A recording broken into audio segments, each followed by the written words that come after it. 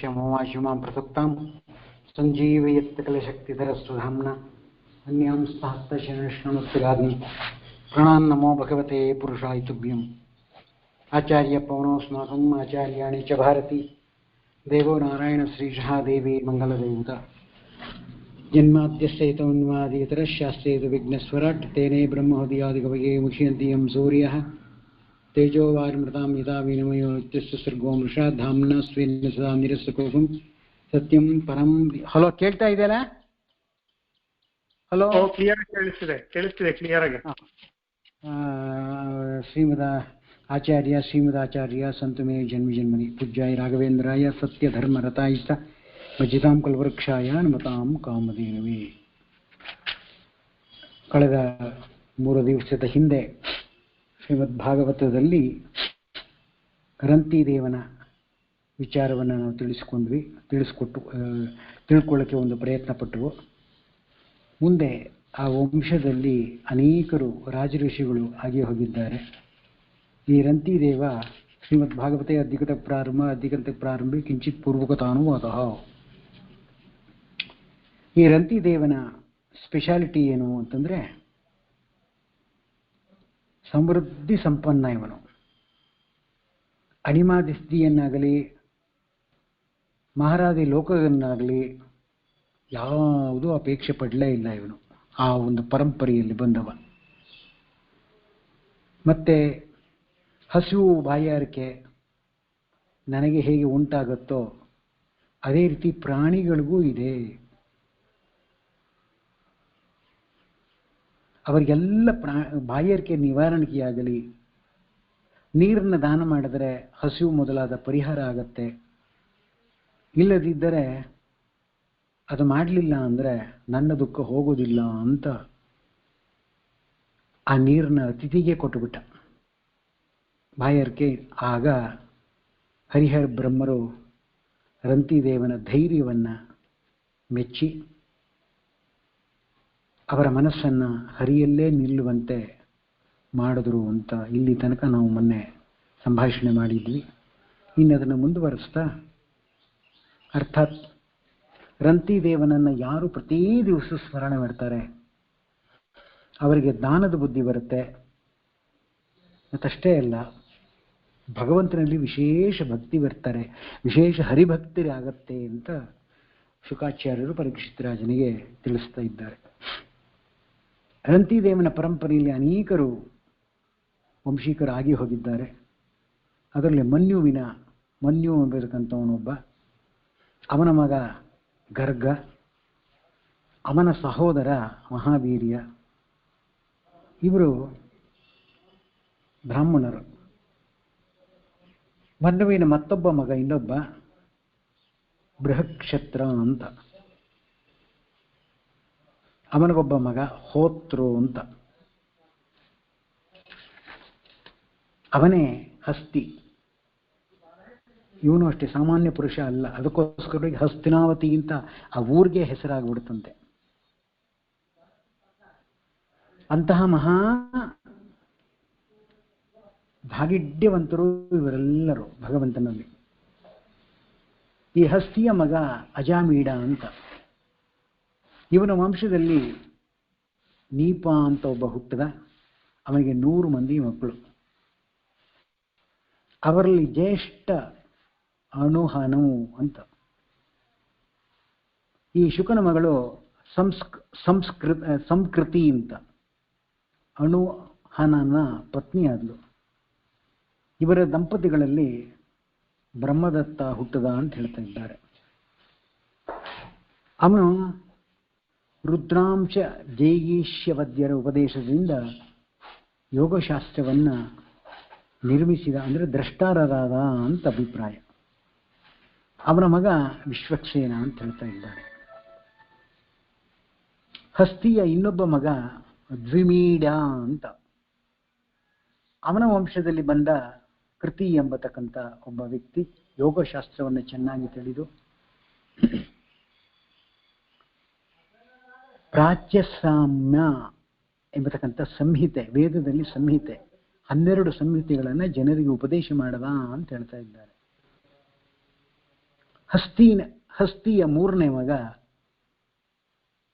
ಪುರುಮೀಡ, ಅವನಿಗೆ ಸಂತತಿ ಇರಲಿಲ್ಲ. ಹಸ್ತಿಯ ಮೊದಲನೇ ಮಗ ಅಜಮೀಡ, ಪತ್ನಿ ನಳಿನಿ.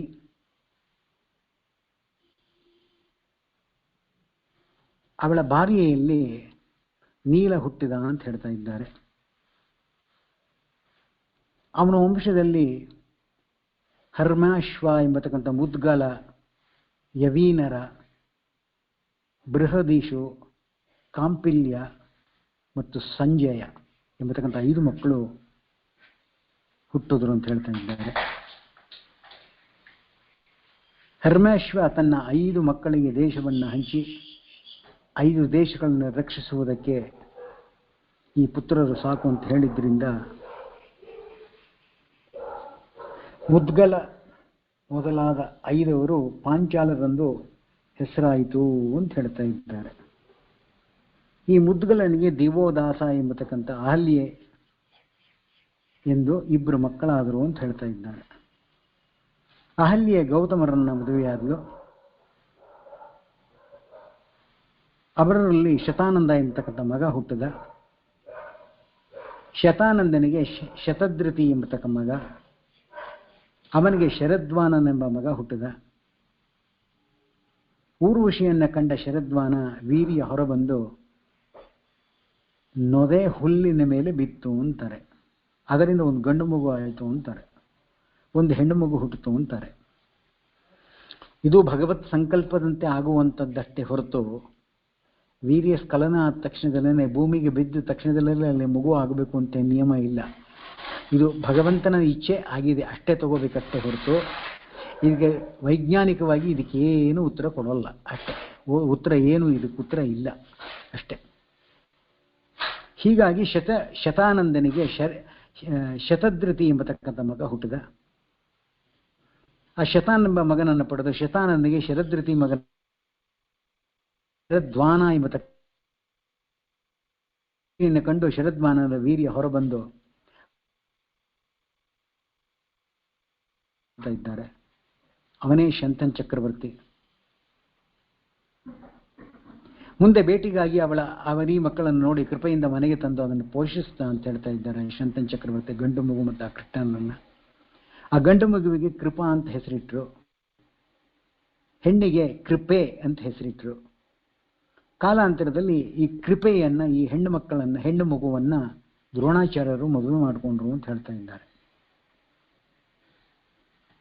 ಪಾಂಚಾಲನಾದ ಮುದ್ಗಲ ವಂಶದಲ್ಲಿ ಹುಟ್ಟಿದ ಸೋಮಕನಿಗೆ 100 ಮಂದಿ ಮಕ್ಕಳು. ಅವರಲ್ಲಿ ಜಯಂತು ಎಂಬತಕ್ಕಂಥವನೇ ಜ್ಯೇಷ್ಠ, ಪೃಷತ ಎಂಬತಕ್ಕಂಥವನು ಕನಿಷ್ಠ. 100 ಜನ ಮಕ್ಕಳಲ್ಲಿ ಈ ಪೃಷತ ಮಗನು ದೃಪದ,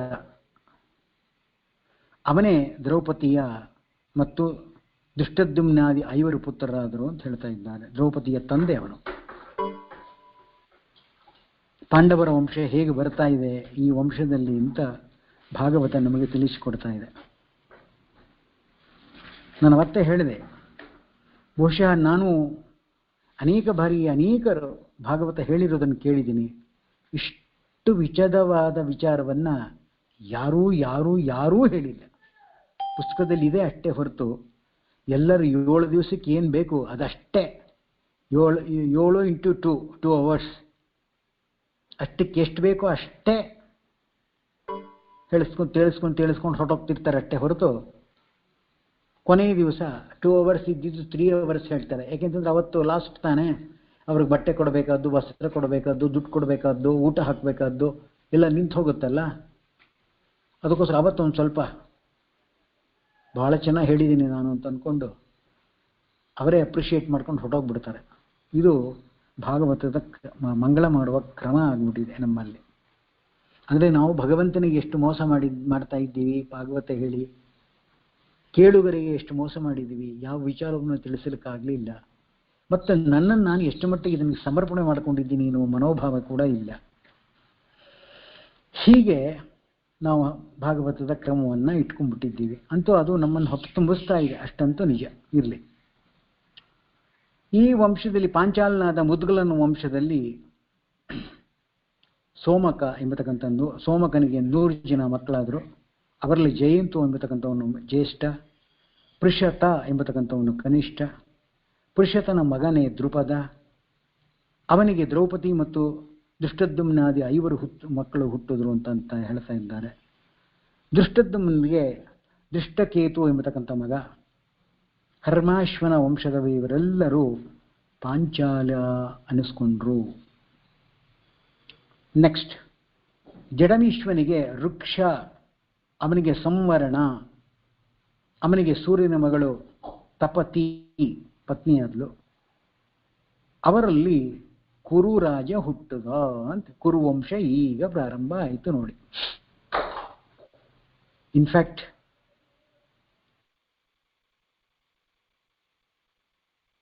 ನಮ್ಮನ್ನು ಇನ್ಸ್ಪೈರ್ ಮಾಡಿದ್ದರಿಂದ ಈ ಗ್ರಂಥವನ್ನು ನೋಡೋ ಒಂದು ಅವಕಾಶ ನಮಗೆ ಸಿಕ್ತಟ್ಟೆ ಹೊರತು ನಾನು ಕೂಡ ಇಷ್ಟು ಡೀಟೇಲ್ ಆಗಿ ಯಾವತ್ತೂ ಬೇರೆ ಬೇರೆ ಸ್ವಲ್ಪ 10 ನಿಮಿಷ 15 ನಿಮಿಷ ಕಾಲು ಗಂಟೆ ಅಷ್ಟೇ ಹೊತ್ತು ಓದೋದು, ಇಷ್ಟು ಡೀಟೇಲಾಗಿ ನಾನೂ ಕೂಡ ನನ್ನ 70 ವರ್ಷ ಆಗ್ತಾ ಬಂತು, ನಾನೂ ಕೂಡ ಓದಿಯೇ ಇಲ್ಲ. ಈಗ ಅವರು ಹೇಳಿದ್ರು ಅಂತ ನಾನು ಓದ್ತಾ ಇದ್ದೀನಿ ಅಷ್ಟೆ.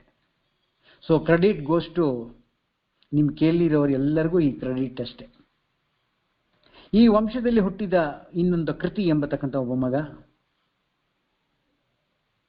ಉಪರಿಚರವರಸ್ ಎಂಬತಕ್ಕಂಥವನು. ಅವನಿಗೆ 2 ಹೆಂಡತಿಯರು. ಒಬ್ಬಳಲ್ಲಿ ಬೃಹದ್ರಥ ಅಂತ ಹುಟ್ಟಿದ್ರು, ಇನ್ನೊಬ್ಬಳಲ್ಲಿ ಕುಶಾಂಬು ಎಂಬತಕ್ಕಂಥ ಚಾದಿ ದೇಶಾಧಿಪತಿಯಾದ ಅವರು ಮೀನಿನಲ್ಲಿ ಸತ್ಯವತಿ ಮತ್ತು ವಿರಾಟ್ ರಾಜ ಹುಟ್ಟಿದ್ರು ಅಂತ ಹೇಳ್ತಾ ಇದ್ದಾರೆ. ಬೃಹದ್ರಥನ ಇನ್ನೊಬ್ಬನ ಹೆಂಡತಿ 1 ಕಿವಿ 1 ಕಣ್ಣು, ಹೀಗೆ 1 ಶರೀರದ 2 ಹೋಳಾಗಿ 1 ಮಗು ಹುಟ್ಟಿತು ಅಂತ ಹೇಳ್ತಾ ಇದ್ದಾರೆ. ಹೊರಗೆ ಬಿಸಾಡಿತ್ತು ಅದನ್ನ ಜರ ಎಂಬ ರಾಕ್ಷಸಿ ಬದುಕು ಎಂದು ಹೇಳ್ತಾ ನಾಭಿಯಲ್ಲಿ ಅದನ್ನು ಸೇರಿಸಿದ್ಲು, ಅದು ಅಂಟ್ಕೊಂಡ್ಬಿಡ್ತು, ಅವನೇ ಜರಾಸಂಧ ಅಂತ ಹೇಳ್ತಾ ಇದ್ದಾರೆ. ಸರಿ, ಆ ಜರಾಸಂಧನನ್ನು ಸಾಕಿದ್ಲು ನನ್ನ ಮಗ ಅಂತ. ಅವನ ಮಗ ಸಹದೇವ ಅಂತ. ಕುರುವಂಶದಲ್ಲಿ ಹುಟ್ಟಿ ಬಂದ ಪ್ರತೀಪ ರಾಜನಿಗೆ ದೇವಾಪಿ, ಶಂತ, ಬಾಲ್ಹಿಕ 3 ಜನ ಮಕ್ಕಳು.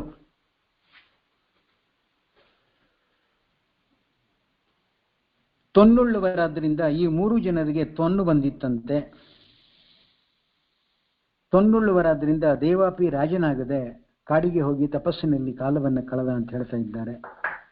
ಅಂದ್ರೆ ಬಹುಶಃ ಅರ್ಥ ಆಗಿರಬೇಕು, ತೊನ್ನಿನ ಬಂದವರು ಹೇಗಿರಬೇಕು ಅಂತ ಅರ್ಥ ಆಗ್ತಾ ಇದೆ ಅಂತ ಅನ್ಕೊಂಡಿದ್ದೀನಿ.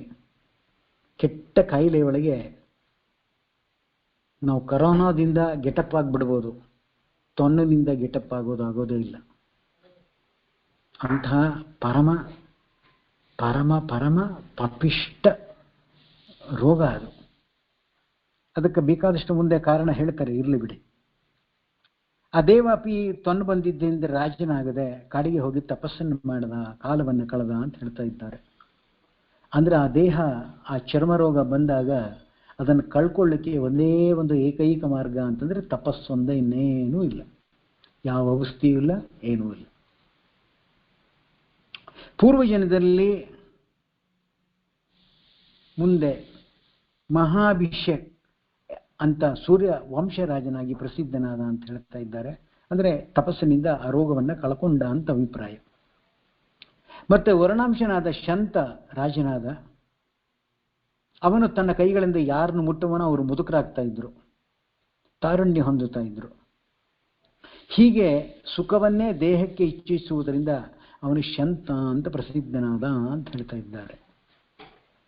ಅಂದ್ರೆ ಮುದುಕರನ್ನ ಯಂಗ್ಸ್ಟರ್ ಆಗಿ ಮಾಡ್ತಾ ಇದ್ದ. ಯಂಗ್ಸ್ಟರ್ ಮುದುಕ ಆಗಬೇಕು ಅಂತಂದ್ರೆ ಅವನು ಮುಟ್ಬಿಟ್ಟಿದ್ರೆ ಅದಕ್ಕೋಸ್ಕರವಾಗಿ ಅವನಿಗೆ ಶಂತನ್ ಚಕ್ರವರ್ತಿ ಅಂತ ಕರಿತಾ ಇದ್ರು ಅಂತ ಹೇಳ್ತಾ ಇದ್ದಾರೆ. ಆದರೆ ವಿಧಿ ಏನು ಹೇಳುತ್ತೆ ಅಂದರೆ, ಶಂತ ರಾಜ್ಯವಾಳ್ತಾ ಇದ್ದ 12 ವರ್ಷ ಏನಾಗಿತ್ತು ಸ್ಥಿತಿ ಅಂದರೆ,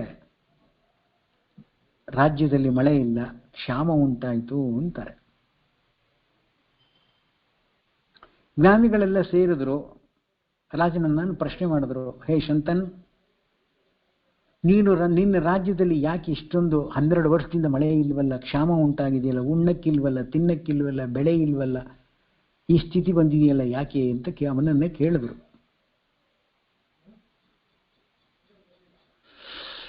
ಸರಿ, ರಾಜನಿಗೂ ಅನುಮಾನ ಬಂತು. ಅವರು ಜ್ಞಾನಿಗಳನ್ನೇ ಕೇಳಿದ, ನೀವೇ ಇದಕ್ಕೆ ಉತ್ತರ ಹೇಳಬೇಕಷ್ಟೇ ಹೊರತು ಬೇರೆಯವರು ಇನ್ನು ಯಾರು ಇದಕ್ಕೆ ಉತ್ತರ ಹೇಳಲಿಕ್ಕೆ ಆಗೋದಿಲ್ಲ, ನೀವೆಲ್ಲ ಜ್ಞಾನಿಗಳಿದ್ದೀರಿ. ಅದಕ್ಕೆ ಭಾಗವತ ಹೇಳ್ತಾ ಇದೆ, ನೀನು ಅಣ್ಣನಿಗಿಂತ ಮುಂಚೆ ಮದುವೆಯಾಗಿದ್ದಿ, ಅದಕ್ಕೋಸ್ಕರವಾಗಿ ಮಳೆ ಇಲ್ಲ, ಬೆಳೆ ಇಲ್ಲ. ಅರ್ಥ ಆಗಿರ್ಬೋದು ಅಂತ ಅನ್ಕೊಂಡಿದ್ದೀನಿ. ದೊಡ್ಡವರೇ ಚಿಕ್ಕವ್ರು ಚಿಕ್ಕವ್ರೆ, ಏನ್ ಪರವಾಗಿಲ್ಲ, ಅವ್ನು ಚೆನ್ನಾಗಿರ್ಲಿ, ಬದುಕಲಿ ಬಿಡಿ ಅಂಥೇಳಿ ಅವನ್ ಮದುವೆ ಮಾಡ್ಕೊಂಡು ಆರಾಮಾಗಿ ಇರಲಿ ಅಂತ ಇವತ್ತು ಅಣ್ಣಂದರನ್ನ ಓವರ್ ರೋಲ್ ಮಾಡಿ, ತಮ್ಮಂದರು ಅಕ್ಕಂದರನ್ನ ಓವರ್ ಮಾಡಿ ತಂಗಿಯರು ಮದುವೆ ಮಾಡ್ಕೊಂಡಿದ್ದಾರೆ, ಮಾಡ್ಕೋತಾರೆ. ಅದರ ಅವಸ್ಥೆ ಏನು ಅಂತ ಭಾಗವತ ಸುಸ್ಪಷ್ಟವಾಗಿ ಹೇಳ್ತಾ ಇದೆ. ಕ್ಷಾಮ ಬರುತ್ತೆ, ಮಳೆ ಇಲ್ಲ, ಬೆಳೆ ಇಲ್ಲ, ಕೈ ದುಡ್ಡು ಹತ್ತಲ್ಲ. ಇವರು ಏನೇನು ಅನ್ಕೊಂಡಿದ್ರು ಅದೆಲ್ಲವೂ ಟಚ್ ಆಗತ್ತೆ. Because of overruling. ಇದನ್ನೆಲ್ಲರೂ ಮನಸ್ಸಲ್ಲಿ ಇಟ್ಕೊಂಡ್ರೆ ಸಾಕು. ಅದಕ್ಕೆ ಅವರು ಹೇಳಿದ್ರು, ಜ್ಞಾನಿಗಳು, ನೀನು ಅಣ್ಣನಿಗಿಂತ ಮುಂಚೆ ಮದುವೆ ಮಾಡ್ಕೊಂಡ್ಬಿಟ್ಟಿ, ಆದ್ರಿಂದ ಮಳೆ ಇಲ್ಲ. ನಿಮ್ಮ ಅಣ್ಣನಿಗೆ ರಾಜ್ಯ ಕೊಟ್ರೆ ಮಳೆ ಬೆಳೆ ಆಗ್ಬೋದು ಅಂದ್ರು. ಶಂತ ಓಡಿ ಹೋದ, ಅಣ್ಣನಿಗೆ ಸಾಷ್ಟಾಂಗ ನಮಸ್ಕಾರ ಮಾಡಿದ. ನನ್ನ ಅಪರಾಧ ಆಗಿದೆ, ಕ್ಷಮಿಸು. ರಾಜ್ಯ ಪರಿಪಾಲನೆ ಮಾಡೋದು ಮುಖ್ಯ ಧರ್ಮ, ಆದ್ದರಿಂದ ನೀನು ರಾಜ್ಯಕ್ಕೆ ಬಂದು ರಾಜ್ಯಭಾರ ಮಾಡಬೇಕು ಅಂತ ಅವನ ಅಣ್ಣನಿಗೆ ಹೇಳಿದ. ಆದರೆ ಶಂತನ ಅಣ್ಣ, ಅವನು ಬೆಳುವುದಕ್ಕಿಂತ ಮುಂಚೆ ಶಂತನ ಮಂತ್ರಿಗಳಲ್ಲಿ ಒಬ್ಬನು ಬಂದು ಬೋಧಿಸಿದ, ದೇವಾಪಿಯನ್ನ ಪಾಷಾಂಡಿಯನ್ನಾಗಿ ಮಾಡಿ ರಾಜ್ಯವಾಳಲು ಅನರ್ಹನನ್ನಾಗಿ ಮಾಡುವಂತ ಬ್ರಾಹ್ಮಣನನ್ನು ಕಳುಹಿಸಿದ್ದ. ಆ ಬ್ರಾಹ್ಮಣನು ದೇವಾಪಿ ವೇದಗಳಲ್ಲಿ ದ್ವೇಷದಿಂದ ಹುಟ್ಟಿದ ಪಾಷಾಂಡ ಮತವನ್ನು ಉಪದೇಶಿಸಿದ ಅಂತ ಹೇಳ್ತಾ ಇದ್ದಾರೆ. ಶಂತನ ಚಿಂತೆ ಬೇರೆ.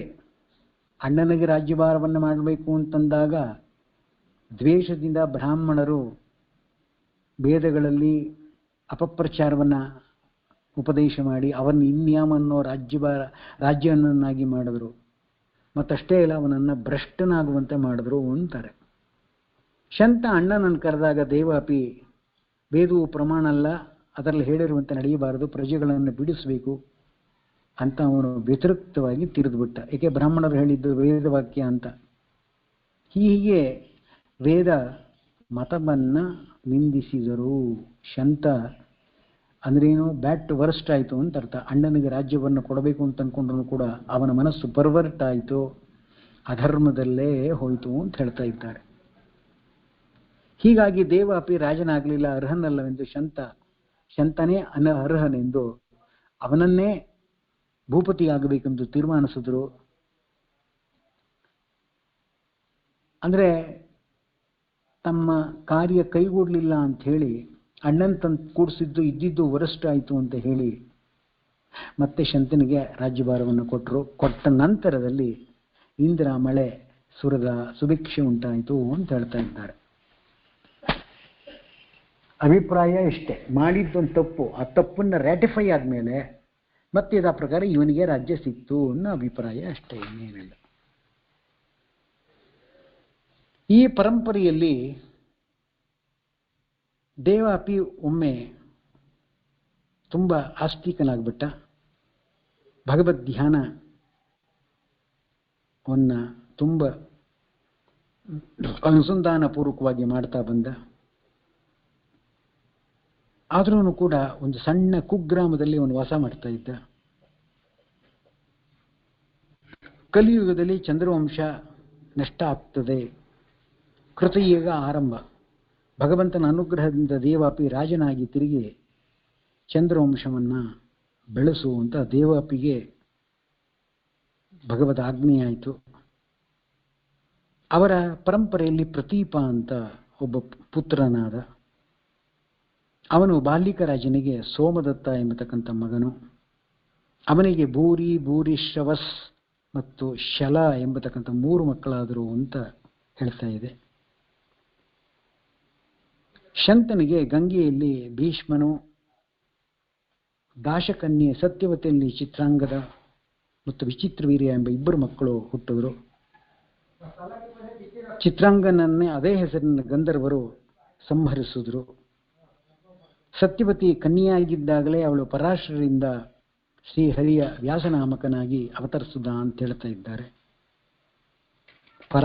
ಪರಾಶರು ಅವರು ಭಗವಂತನೇ, ಅವನೇ ವ್ಯಾಸನಾಮಿಗೆ ವೇದವ್ಯಾಸರಾಗಿ ಅವತಾರ ಮಾಡಿದರು ಅಂತ ಹೇಳ್ತಾ ಇದ್ದಾರೆ. ವ್ಯಾಸರಿಂದ ಶುಕನಾದ ನಾನು ಹುಟ್ಟಿದೆ ಅಂತ ಶಂತನ್ ಚಕ್ರವರ್ತಿ ಹೇಳ್ಕೊತಾ ಇದ್ದಾರೆ. ವೇದವ್ಯಾಸ ದೇವರು ಪೈಲ ಮೊದಲಾದ ಶಿಷ್ಯರನ್ನು ಬಿಟ್ಟು ಈ ಭಾಗವತನ್ನ ನನಗೂ ಉಪದೇಶ ಮಾಡಿದ್ರು ಅಂತ ಭಾಗವತ ವ್ಯಾಸರಿಂದ ಶುಕಾಚಾರ್ಯರಿಗೂ ಉಪದೇಶ ಆಯಿತು ಅಂತ ನಮಗೆ ತಿಳಿಸಿಕೊಡ್ತಾ ಇದ್ದಾರೆ. ಭೀಷ್ಮ ಒಮ್ಮೆ ಸ್ವಯಂವರದಲ್ಲಿ ಕಾಶಿರಾಜನ ಮಕ್ಕಳಾದ ಅಂಬಿಕೆ ಮತ್ತು ಅಂಬಾಲಿಕೆ ಎಂಬ ಇಬ್ಬರು ಹೆಣ್ಮಕ್ಕಳನ್ನು ಬಲಾತ್ಕಾರದಿಂದ ತಂದು ವಿಚಿತ್ರವೀರ್ಯನಿಗೆ ಮದುವೆ ಮಾಡಿದರು. ಆ ವಿಚಿತ್ರವೀರ್ಯ ಅತಿ ಸಂಭೋಗಪಟ್ಟದ್ರಿಂದ ಕ್ಷಯರೋಗ ಬಂದು ಸತ್ತ ಅಂತ ಹೇಳ್ತಾ ಇದ್ದಾರೆ. ಅಭಿಪ್ರಾಯ ಇಷ್ಟ ಇಲ್ಲದೆ ಇದ್ದಿದ್ದು ಮದುವೆ ಮಾಡ್ಲಿಕ್ಕೆ ಹೋಗಬಾರದು ಅಂತ ಅಭಿಪ್ರಾಯ ಅಷ್ಟೆ. ಸತ್ಯವತಿ ಅಂಬಿಕೆಯನ್ನ ಪುತ್ರವತಿಯಾಗುವಂತೆ ಅನುಗ್ರಹಿಸಬೇಕೆಂದು ಕೇಳಿಕೊಂಡಿದ್ದರಿಂದ ವೇದವ್ಯಾಸರು ನಿಯೋಗ ಪದ್ಧತಿಯನ್ನು ಅನುಸರಿಸಿ ಸಂಪರ್ಕವಿಲ್ಲದಂತೆ ಅಂಬಿಕೆಯಲ್ಲಿ ಧೃತರಾಷ್ಟ್ರನನ್ನು, ಅಂಬಾಲಿಕೆಯಲ್ಲಿ ಪಾಂಡುರಾಜನನ್ನು, ಅಂಬಿಕೆಯ ದಾಸಿಯಲ್ಲಿ ವಿದುರನನ್ನ ಸೃಷ್ಟಿ ಮಾಡಿದ ಅಂತ ಹೇಳ್ತಾ ಇದ್ದಾರೆ. ಅದಕ್ಕೆ ಆಚಾರ್ಯ ಹೇಳಿದರು, ಬಹುಚಿತ್ರ ಜಗದ್ಬಹುದಾಕರಣ ಪರಶಕ್ತಿರನಂತ ಗುಣ ಪರಮಃ. ಇದಕ್ಕೆಲ್ಲ ಉತ್ತರ ಇಲ್ಲ, ವಿ ಹ್ಯಾವ್ ಟು ಬಿಲೀವ್ ಅಷ್ಟೇ, ಅದನ್ನು ನಂಬಬೇಕು. ಇದು ಭಗವಂತನ ಆಜ್ಞೆ ಅಷ್ಟೇ. We cannot go against. ಮತ್ತೆ ನಮ್ಮ ತಲೆಯಲ್ಲಿ ಬೇಕಾದಷ್ಟು ಪ್ರಶ್ನೆಗಳನ್ನು ಹಾಕೊಂಡ್ರೂ ಕೂಡ ಉತ್ತರ ಯಾರಿಗೂ ಸಿಗೋದಿಲ್ಲ. ನನ್ನನ್ನೇ ಪ್ರಶ್ನೆ ಕೇಳಿದ್ರು ನನ್ನ ಹತ್ರನೂ ಉತ್ತರ ಇಲ್ಲ. ಯಾಕೆಂದ್ರೆ ನಾವು ಇದನ್ನು ದೀರ್ಘಕಾಲೀನವಾಗಿ ನಾವೇನು ಇದನ್ನು ಅಧ್ಯಯನ ಮಾಡ್ತಾ ಇಲ್ಲ. ಅದರಿಂದ ಈ ವಿಚಾರಗಳು ನಮ್ಮ ತಲೆ ಒಳಗಿಲ್ಲ. ಏನೋ ಪುಸ್ತಕದಲ್ಲಿರುವ 4 ಸೆಂಟೆನ್ಸ್ ಓದ್ತಾ ಇದ್ದೀನಿ ಅಷ್ಟೇ ಹೊರತು ಹಾಗಂದಾಕ್ಷಣಕ್ಕೆ ಎಲ್ಲವೂ ಕರಗತವಾಗಿದೆ ಅಂತ ಹೇಳಲಿಕ್ಕೆ ಬರುವುದಿಲ್ಲ. ಮತ್ತೆ ಕ್ರಮಬದ್ಧವಾಗಿ ಅಧ್ಯಯನ ಆಗಿಲ್ಲದೆ ಇರೋದ್ರಿಂದ ಇದು ಕ್ರಮಬದ್ಧವಾಗಿ ಹೇಳ್ತಾ ಇದ್ದೀನೋ ಇಲ್ವೋ ಅಂತ ನಮಗೂ ಗೊತ್ತಿಲ್ವೇ. ಯಾರೋ ಪುಸ್ತಕ ಮಾಡಿದ್ದಾರೆ, ಅವ್ರಿಗೆ ಹೇಗೆ ತೋರಿದೋ ಹಾಗೆ ಮಾಡಿದ್ದಾರೆ, ಅದೇ ನಾವು ಬೇಸು ಅಂತ ಅದನ್ನ ಇಟ್ಕೊಂಡು ನಾವು ಮಾಡ್ತಾ ಇದ್ದೀವಿ. ಇದರಲ್ಲಿ ಎಷ್ಟು ಮಟ್ಟಿಗೆ ನಮಗೆ ಅಂತರ್ಮುಖಿಯಾಗಿ ಭಕ್ತಿ ಜ್ಞಾನ ವೈರಾಗ್ಯಗಳು ಪ್ರಾಪ್ತಿಯಾಗುತ್ತೆ? ಸಾಧ್ಯನೇ ಇಲ್ಲ. ಹೀಗಾಗಿ ಸತ್ಯವತಿ ಅಂಬಿಕೆಯನ್ನು ಪುತ್ರಿಯಾಗುವಂತೆ ಅನುಗ್ರಹಿಸಬೇಕೆಂದು ಕೇಳ್ಕೊಂಡಿದ್ರಿಂದ ವೇದವ್ಯಾಸ ದೇವರು ನಿಯೋಗ ಪದ್ಧತಿಯನ್ನು ಅನುಸರಿಸಿದ್ರು. ಏನದು ನಿಯೋಗ ಪದ್ಧತಿ ಅಂತಂದ್ರೆ? ಯೋಗ ಪದ್ಧತಿ ಅಂದ್ರೆ ನೇರವಾಗಿ ಸಂಪರ್ಕವನ್ನು ಹೊಂದೋದು.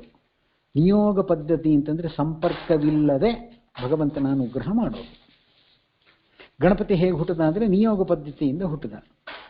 ಒಂದು ಮಣ್ಣನ್ನು ಬೊಂಬೆಯನ್ನು ಮಾಡಿದ್ಲು, ಅದನ್ನು ನೀನು ಕಾಯ್ಕೊಂಡಿರು, ನಾನು ಸ್ನಾನಕ್ಕೆ ಹೋಗ್ತಾ ಇದ್ದೀನಿ ಅಂತ ಹೇಳಿದ್ಲು. ಸ್ನಾನದಿಂದ ಬರೋದ್ರೊಳಗೆ ಈಶ್ವರ ಬಂದ. ಯಾರು ನೀನು ಅಂದ. ಇಲ್ಲಿ ಅಮ್ಮ ಸ್ನಾನಕ್ಕೆ ಹೋಗಿದ್ದಾಳೆ, ಹೋಗ್ಬಾರ್ದಂತೆ. ನನ್ನನ್ನೇ ಹೇಳ್ತೀಯ ಹೋಗ್ಬೇಡ ಅಂತ ತ್ರಿಶೂಲದಿಂದ ಹೊಡೆದ.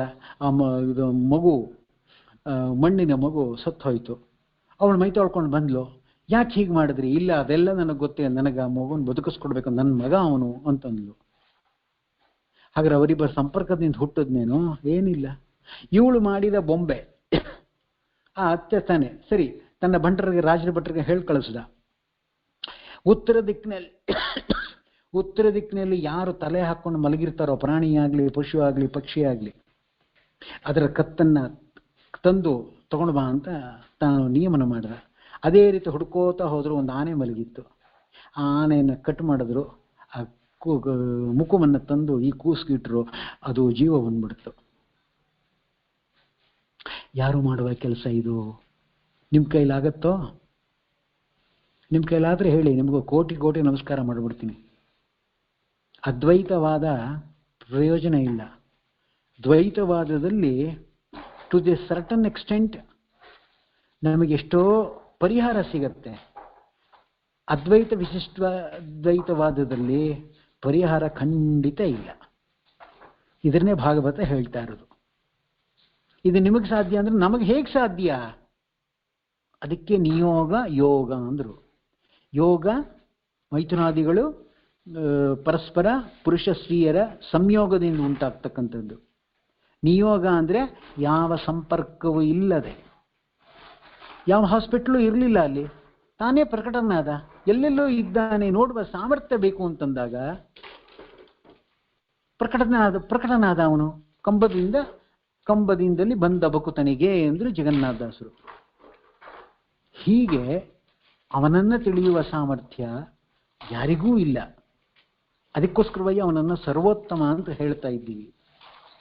ಹೀಗಾಗಿ ವೇದವ್ಯಾಸ ದೇವರು ಸಂಪರ್ಕವಿಲ್ಲದೆ ಅಂಬಿಕೆಯಲ್ಲಿ ಧೃತರಾಷ್ಟ್ರನನ್ನು, ಅಂಬಾಲಿಕೆಯಲ್ಲಿ ಪಾಂಡುರಾಜನನ್ನು, ಅಂಬಿಕೆಯಲ್ಲಿ ದಾಸಿಯಾದ ವಿದುರನನ್ನು ಸೃಷ್ಟಿ ಮಾಡಿದರು ಅಂತ ತಿಳ್ಕೊಳ್ಬೇಕು ಅಂತ ಅಷ್ಟೇ. ಇಷ್ಟು ಹೇಳಲಿಕ್ಕೆ ಇಷ್ಟು ವಿಚಾರವನ್ನು ಹೇಳಿದ್ದಾಯಿತು. ಮುಂದೆ ಧೃತರಾಷ್ಟ್ರನೆಂಬ ಗಂಧರ್ವ ಅವತಾರದಲ್ಲೇ ಧೃತರಾಷ್ಟ್ರ, ಕುರುಡ ಅಂತ ಅರ್ಥ, ಇನ್ನೇನಿಲ್ಲ. ಪರಾವಹ ಎಂಬತಕ್ಕಂಥ ಮರುತ್ತೇ ಪಾಂಡುರಾಜ ಅಂತ ಹೇಳ್ತಾ ಇದ್ದಾರೆ. ಯಮನೇ ವಿದುರ, ಅವರ ಮೂಲ ರೂಪವನ್ನು ಹೇಳ್ತಾ ಇದೆ ಭಾಗವತ. ಪಾಂಡುರಾಜ ಯಾರು? ಮರುತ್ತೇ ವಾಯುದೇವರ ಅಂಶ ಇದ್ದಿದ್ರಿಂದಲೇ ಭೀಮಸೇನ ದೇವರು ಹುಟ್ಟಬೇಕಲ್ಲಪ್ಪ. ಬೇರೆ ಇನ್ಯಾವ ಯೋನಿಗಳಲ್ಲಿ ಬೇಕಾದರೂ ಯಾರು ಬೇಕಾದರೂ ಹುಟ್ಟಬಹುದು. ಭೀಮಸೇನ ದೇವರು ಅವತಾರ ಮಾಡಬೇಕು ಅಂತಾದರೆ ಅಲ್ಲಿ ಮರುತ್ತನ ಪ್ರವೇಶ ಇಲ್ಲ ಅಂತಾದರೆ ಭೀಮಸೇನ ದೇವರು ಅದನ್ನು ಮೂಸಿಯೋ ನೋಡಲ್ಲ, ಅಲ್ಲಿ ಹುಟ್ಟೋದೇ ಇಲ್ಲ ಅವರು. ಅದಕ್ಕೋಸ್ಕರವಾಗಿ ಪಾಂಡುರಾಜನಲ್ಲಿ ಮರುತ್ತಾವೇಶ ಇದ್ದದ್ರಿಂದ ಅಲ್ಲಿ ಭೀಮಸೇನ ದೇವರ ಅವತಾರ ಆಯಿತು ಅಂತ ತಿಳ್ಕೊಳ್ಬೇಕು. ಯಮನನ್ನೇ ವಿದುರನನ್ನಾಗಿ ಮಾಡಿದ. ಅದೇನು ದೇವಾನುದೇವತೆಗಳನ್ನು ಮತ್ತೆ ಪುನರ್ಸೃಷ್ಟಿ ಮಾಡಿ ತನ್ನ ಇಚ್ಛೆಯಂತೆ ಅವರಿಂದ ಲೋಕೋದ್ಧಾರ ಆಗಬೇಕಾಗಿದೆ. ಇದು ವೇದವ್ಯಾಸ ದೇವರು ಸಾಕ್ಷಾತ್ ಭಗವಂತನೇ ಆದ್ದರಿಂದ ಅವರು ಮಾಡಿದಂಥದ್ದು ಇದು ಅಂತ ತಿಳ್ಕೊಳ್ಬೇಕು ಅಂತ ಭಾಗವತ ನಮಗೆ ತಿಳಿಸ್ತಾ ಇದೆ. ಧೃತರಾಷ್ಟ್ರನಿಗೆ ಗಾಂಧಾರಿಯಲ್ಲಿ ದುರ್ಯೋಧನಾದಿ 100 ಮಂದಿ ಗಂಡು ಮಕ್ಕಳು, ದುಶ್ಶಲ ಎಂಬ ಹೆಣ್ಣು ಮಕ್ಕಳು ಹುಟ್ಟಿದ್ರು ಅಂತ ಇದ್ದಾರೆ.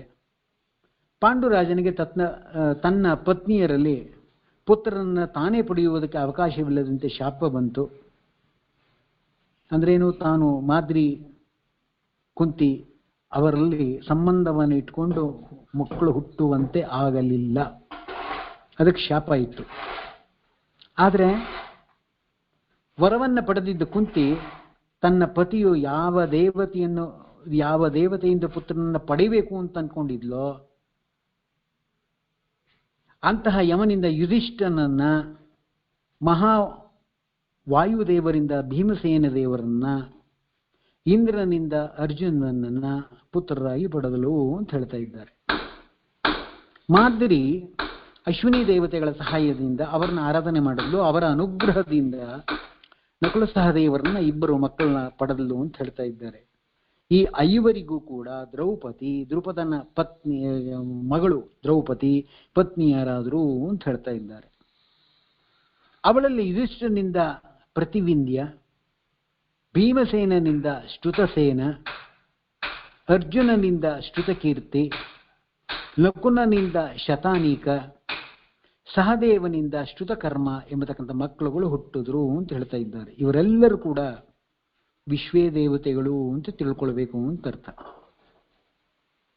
ಧರ್ಮರಾಜನ ಪತ್ನಿ ಪೌರವಿ ಎಂಬುವಳು, ಅವಳಲ್ಲಿ ದೇವಕನು, ಭೀಮಸೇನನಿಂದ ಹಿಡಂಬಿಯಲ್ಲಿ ಘಟೋತ್ಕಜನು ಮತ್ತು ಕಾಳಿ ಎಂಬ ಹೆಂಡತಿಯಲ್ಲಿ ಶರ್ವತ್ರಾತ, ಸಹದೇವನ ಪತ್ನಿ ವಿಜಯಿ ಎಂಬುವರಲ್ಲಿ ಸುಹೋತ್ರನು, ನಕುಲನ ಪತ್ನಿ ಕರೇಣುಮತಿ ಎಂಬುವಲ್ಲಿ ನಿರಮಿತ್ರ ಎಂಬುವರು ಹುಟ್ಟಿದ್ರು ಅಂತ ಹೇಳ್ತಾ ಇದ್ದಾರೆ.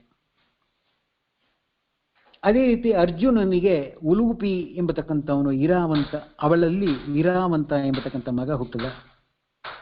ಚಿತ್ರಾಂಗದೆಯಲ್ಲಿ ಬಬ್ರುವಾಹನ ಹುಟ್ಟದ, 2 ಹೆಂಡತಿಯರು.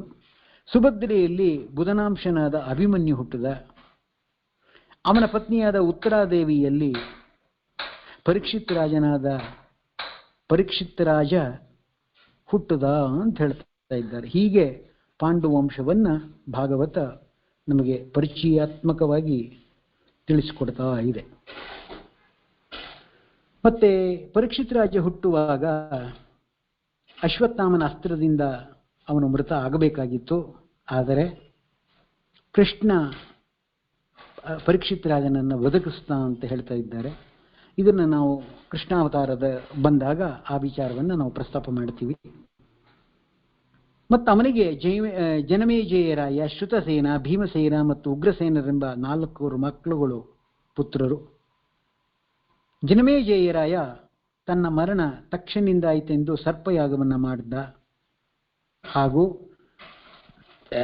ಕಾವಶೆ ಎಂಬ ಋಷಿಗಳನ್ನು ಪುರೋಹಿತರನ್ನಾಗಿಟ್ಟುಕೊಂಡು ಅಶ್ವಮೇಧ ಮತ್ತು ಇತರೆ ಯಜ್ಞಗಳನ್ನು ಮಾಡಿ ಪರಮಾತ್ಮನನ್ನು ಆರಾಧನೆ ಮಾಡಿದ ಅಂತ ಹೇಳ್ತಾ ಇದ್ದಾರೆ ಜನಮೇಜಯರಾಯ. ಜನಮೇಜಯರಾಯನಿಗೆ ಶತನೀಕ ಎಂಬತಕ್ಕಂಥ ಒಬ್ಬ ಮಗ ಹುಟ್ಟಿದ. ಅವನ ವಂಶದಲ್ಲಿ ನೇಮಚಕ್ರ ಎಂಬತಕ್ಕಂಥ ಮೊಮ್ಮಗ ಹುಟ್ಟಿದ. ಮುಂದೆ ಗಂಗಾ ಪ್ರವಾಹದಿಂದ ಹಸ್ತಿನಾವತಿ ಮುಳುಗುವ ಸಂದರ್ಭ ಬಂದಾಗ ನೇಮಿಚಕ್ರ ಎಂಬತಕ್ಕಂಥ ಕೌಶಂಬಿಯಲ್ಲಿ ವಾಸ ಮಾಡ್ತಾ ಇದ್ದ. ಇವರ ವಂಶದಲ್ಲಿ ನಿಮಿ ಎಂಬತಕ್ಕಂಥವನು ಹುಟ್ಟುತ್ತಾನೆ. ಅವನಿಗೆ ಕ್ಷೇಮಕಾಂತ ಎಂಬತಕ್ಕಂಥ ಮಗ ಹುಟ್ಟಿದ. ಇವನು ಬ್ರಾಹ್ಮಣರ ವಂಶಕ್ಕೂ ಕ್ಷತ್ರಿಯ ವಂಶಕ್ಕೂ ಕಾರಣ ಆಯಿತು ಅಂತ ಹೇಳ್ತಾ ಇದ್ದಾರೆ. ಕ್ಷೇಮಕ ರಾಜ ಅಂತಾನೆ. ಮುಂದೆ ದೇವಋಷಿಗಳಿಂದ ಬಹುಮಾನಿಸಲ್ಪಟ್ಟಿದ್ದ ಕೂಡ ಈ ಚಂದ್ರವಂಶಕ್ಕೆ ಕಲಿಯುಗದಲ್ಲಿ ಕ್ಷೇಮಕಾಂತನೇ, ಕ್ಷೇಮಕ ಅಥವಾ ಕ್ಷೇಮಕಾಂತನೇ ಕೊನೆಯವನು ಅಂತ ಭಾಗವಂತ ಹೇಳ್ತಾ ಇದೆ. ಒಮ್ಮೆ ಬನ್ನಂಜಿಯವರು ಉಪನ್ಯಾಸ ಮಾಡುವಾಗ ಆಗ ಕ್ಷೇಮಕನರ ಕಾಲ ಎಲ್ಲಿ ತನಕ ಇತ್ತು, ಅವನೇ ಕೊನೆಯವನು, ಪಾಂಡವ ವಂಶದಲ್ಲಿ ಕೊನೆಯವನು ಅವನೇ. ಹಾಗಾದ್ರೆ ಅವನ ಕಾಲ ಎಲ್ಲಿ ತನಕ ಇತ್ತು ಅಂದ್ರೆ ಅವರು ತಮ್ಮ ಭಾಗವತದಲ್ಲಿ ತಿಳಿಸಿಕೊಡ್ತಾರೆ. ಬುದ್ಧನ ಅವತಾರ ಆಯಿತು. ಬುದ್ಧ ಅವತಾರದ ಹಿಂದೆ 300 ವರ್ಷದ ಹಿಂದೆ ಕ್ಷೇಮಕ ರಾಜ ಇದ್ದಂತೆ. ಅಲ್ಲಿ ತನಕ ಪಾಂಡವ ವಂಶ ಇತ್ತು. ಆಮೇಲೆ ಅದು ನಶಿಸಿ ಹೋಯಿತು ಅಂತ ಭಾಗವತ ನಮಗೆ ತಿಳಿಸಿಕೊಡ್ತದೆ. ಹೀಗೆ ಚಂದ್ರವಂಶದಲ್ಲಿ ಈ ಕಲಿಯುಗದಲ್ಲಿ ಕ್ಷೇಮಕನೇ, ಕ್ಷೇಮಕಾಂತ ಅಥವಾ ಕ್ಷೇಮಕಾಂತನು ಕರೀತಾನೆ, ಅವನೇ ಕೊನೆಯವನು ಅಂತ ಭಾಗವತ ನಮಗೆ ತಿಳಿಸಿಕೊಡ್ತಾ ಇದೆ. ಹೀಗೆ ಈ ರಾಜರ ಕೀರ್ತನದಿಂದ ಸಮಸ್ತ ಪಾಪ ನಾಶ ಆಗ್ತದೆ. ಜರಾಸಂಧ, ಸಹದೇವ ಇತ್ಯಾದಿ ರಾಜರು ಹುಟ್ಟಿದ್ರಿಂದ ಬೃಹದ್ರಥನ ಸಂತತಿಯವರು ಇನ್ನೂ 1000 ವರ್ಷವರೆಗೆ ಇರ್ತಾರೆ ಅಂತ ಹೇಳ್ತಾ ಇದೆ. ಈಗೆಲ್ಲ ರಾಜಕಾರಣಿಗಳೆಲ್ಲರೂ ಕೂಡ ಹೇಳಬೇಕು ಅಂದರೆ ಜರಾಸನ ವಂಶದವರೇ ಇವರು. 1000 ಹೇಳಿದ್ದಲ್ವಾ, ಈಗ ನಾವು 2021 ಇದ್ದೀವಿ. ಸೊ ಆ ಸಂತತಿ 1000 ತನಕ ಸಂತತಿ ಬಂದ್ಬಿಡ್ತು. ಈ ಆ ಸಂತತಿ ಒಳಗೆ ಮಕ್ಕಳು, ಮೊಮ್ಮಕ್ಕಳು, ಮರುಮಕ್ಕಳು, ಮಕ್ಕಳು, ಮೊಮ್ಮಕ್ಕಳು, ಮರುಮಕ್ಕಳು, ಮಕ್ಕಳು, ಮೊಮ್ಮಕ್ಕಳು, ಮರುಮಕ್ಕಳು ಬೆಳೆದು ಇಡೀ ಇವತ್ತು ರಾಜಕೀಯದಲ್ಲಿ ಇರೋರೆಲ್ಲರೂ ಕೂಡ ಜರಾಸಂಧರರೇ ಆಗಿದ್ದಾರಟ್ಟೆ ಹೊರತು ಕೃಷ್ಣನ ಭಕ್ತರು ಯಾರೂ ಇಲ್ಲ ಅನ್ನುವಲ್ಲಿಗೆ ಇವತ್ತಿನ 2 ಮಾತುಗಳನ್ನು ಮುಗಿಸ್ತಾ, ಇವತ್ತು ರಾಘವೇಂದ್ರ ಸ್ವಾಮಿಗಳ ಪರಂಪರೆಯಲ್ಲಿ ಬಂದಂತಹ ಸುಜ್ಞಾನೇಂದ್ರ ತೀರ್ಥರ ಆರಾಧನೆ. ಸುಜ್ಞಾನೇಂದ್ರ ತೀರ್ಥರು ಮಹಾ ತಪಸ್ವಿಗಳು. ಅವರ ತಪಸ್ಸು ಹೌದೋ ಅಲ್ವೋ ಅಂತ ಅನ್ನೋದನ್ನ ನೀವೇ ಗೆಸ್ ಮಾಡಬೇಕಷ್ಟೆ. ಅವರ ಆರಾಧನೆ ಇವತ್ತು ಮಾಡ್ತಾ ಇದ್ದಾರೆ. ಯಾಕೆ ಮಾಡ್ತಾ ಇದ್ದಾರೆ ಅಂತಂದ್ರೆ, ವಯೋವೃದ್ಧತನ ಬಂತು, ಮಂತ್ರಾಲಯದಲ್ಲೇ ತಾವು ಇದನ್ನ ದೇಹ ತ್ಯಾಗ ಮಾಡಬೇಕು ಅಂತ ಅವರಿಗೆ ಬಹಳ ಇಚ್ಛೆ ಇತ್ತು. ರಾಯರ ಸನ್ನಿಧಿಯಲ್ಲಿ ಪಾಠ ಪ್ರವಚನಗಳು ನಡೀತಾ ಇರ್ತದೆ, ಕೇಳ್ತಾ ಇರ್ಬೋದು ಅಂತ ಅಂದ್ಕೊಂಡು ಸರ್ ಅವರ ಇಚ್ಛೆಯನ್ನು ಅರಿತ ರಾಘವೇಂದ್ರ ಸ್ವಾಮಿಗಳಿದ್ದವರು, ಇಲ್ಲ ನಿನ್ನ ಸಂಚಾರ ಹೊರಟು ನಂಜನಗೂಡು ಕಡೆ ಸಂಚಾರ ಹೋಗು, ನೀನು ಕಪಿಲ ತೀರ್ಕ್ ಹೋಗು ಅಂತ ಸಂಚಾರ ಆಯ್ತಂತ, ಕನಸಾಯ್ತಂತೆ. ಇದೇ ರೀತಿ ಇವ್ರಿಗೆ ಇನ್ನೊಬ್ಬರು ಯಾರಪ್ಪ ಧರ್ಮ ಹೇಳ್ತೀನಿ, ಅದು ಜ್ಞಾಪಕ ಬಂದರೆ ಹೇಳ್ತೀನಿ, ಅವ್ರಿಗೂ ಕೂಡ ಕನಸಾಯಿತು. ಸುಶೀಲೇಂದ್ರರಿಗೂ ಅದೇ ರೀತಿ ಕನಸಾಯಿತು. ಸರಿ, ತಕ್ಷಣ ಹೇಳಿದ್ರೆ ಇನ್ನು ರಾಯರ ಆಜ್ಞೆ ಅಂತ ಹೇಳಿ ಸೀದವರು ಸಂಚಾರನ್ನ ಹೊರಟು ಅಂತೂ ಇಂತೂ ಕಪಿಲಾ ನದಿಗೆ ಸೇರಿದ್ರು. ನಂಜನಗೂಡಿಗೆ ಹೋಗ್ತಿರಿದ್ರು. ರುದ್ರದೇವರ ಸ್ಥಾನ ಅಲ್ಲಿಗೆ ಹೋದ್ರು. ರುದ್ರದೇವರ ಸ್ಥಾನದಲ್ಲಿ ಅಲ್ಲಿ ಒಂದು ಎಲ್ಲೋ ಒಂದ್ ಕಡೆ ಇದ್ರು. ರಾಜ ಒಂದು ಜಾಗ ಕೊಟ್ಟಿದ್ದ. ರಾಜ ಇಂಥವ್ರು ಬಂದಿದ್ದಾರೆ ರಾಯರ ಮಠದವರು ಅಂತ ಹೇಳಿ ಅವರಿಗೆ ಸನ್ಮಾನ ಗಿನ್ಮಾನ ಮಾಡಿ ಒಂದ್ ಕಡೆ ಅವ್ರನ್ನ ಬೀಡ್ಬಿಟ್ಟಿದ್ದ. ಅಲ್ಲವರ ಕನಸು, ನಾನು ಈ ಕಪಿಲಾ ನದಿ ತೀರದಲ್ಲಿ ಇದ್ದೀನಿ, ನನ್ನನ್ನು ದಿನಾ ಬೆನ್ನ ಮೇಲೆ ಹೊಡೆದು ಬೆನ್ನೆಲ್ಲ ನೋವು ಬಂದ್ಬಿಟ್ಟಿದೆ, ನನ್ನನ್ನು ಕರ್ಕೊಂಡೋಗಿ ನೀನು ಪ್ರತಿಷ್ಠಾಪನೆ ಮಾಡು ಅಂತ ಅವರಿಗೆ ಕನಸು. ಏನು ಹೀಗಾಯ್ತಲ್ಲ ಅಂತ ಹೇಳಿದ್ರೆ ರಾಜನಿಗೂ ಕನಸು.